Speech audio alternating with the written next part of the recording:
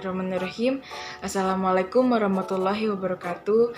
Nama saya Nasya Febrianti dari kelas 11 IPA 1. Saya akan menjelaskan PPT sejarah saya yang berjudul Perang Aceh. Pertama-tama saya akan menjelaskan latar belakang.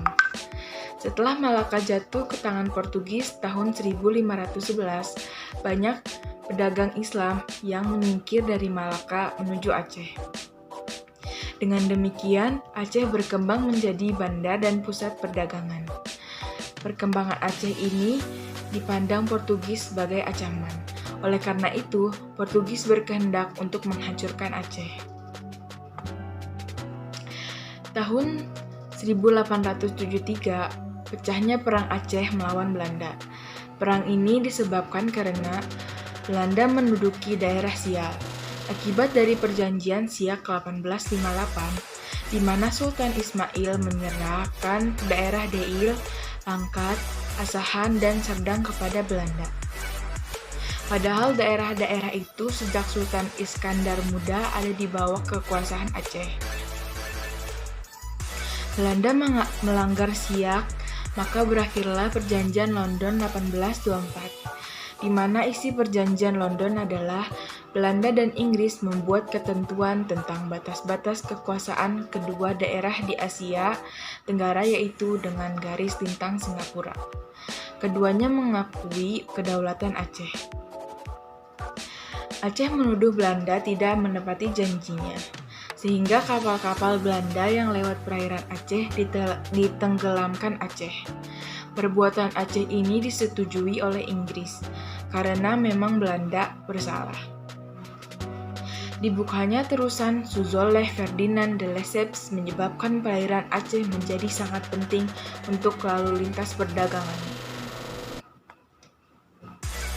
Dibuatnya Perjanjian Sumatera 1871 antara Inggris dan Belanda yang isinya Inggris memberikan keleluasan kepada Belanda untuk mengambil tindakan di Aceh.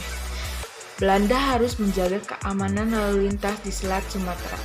Belanda mengizinkan Inggris bebas berdagang di Siak dan menyerahkan daerahnya di Guinea Barat kepada Inggris. Akibat Perjanjian Sumatera 1871, Aceh mengadakan hubungan diplomatik dengan konsul Amerika, Italia, Turki di Singapura, dan mengirimkan utusan ke Turki 1871. Akibat hubungan diplomatik Aceh dengan konsul Amerika, Italia, dan Turki di Singapura, Belanda menjadikan itu sebagai alasan untuk menyerang Aceh. Belanda menjadikan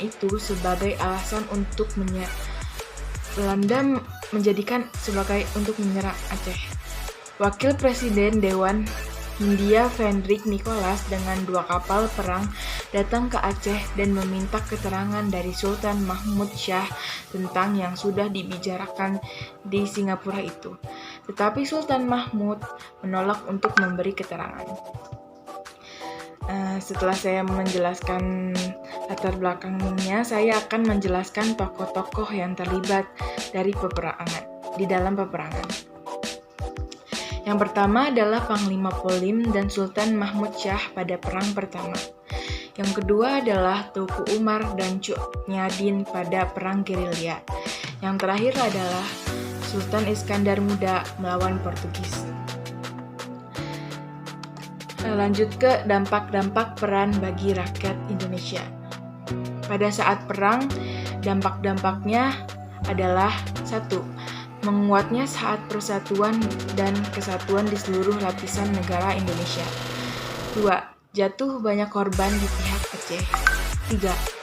Perang yang berlangsung selama kurang lebih 33 tahun membuat jatuhnya banyak korban dari pihak Aceh, juga gugurnya beberapa panglima Aceh. Rakyat Indonesia menderita akibat tindakan kekerasan Belanda. 5. Kerajaan Indonesia jatuh ke tangan Belanda. 6. Rakyat Indonesia harus tunduk terhadap pemerintahan Hindia Belanda. 7. Biaya untuk mendanai semua perang tidaklah mudah. dan pemerintah Indonesia harus menyisihkan sebagian anggarannya untuk membiayai perang.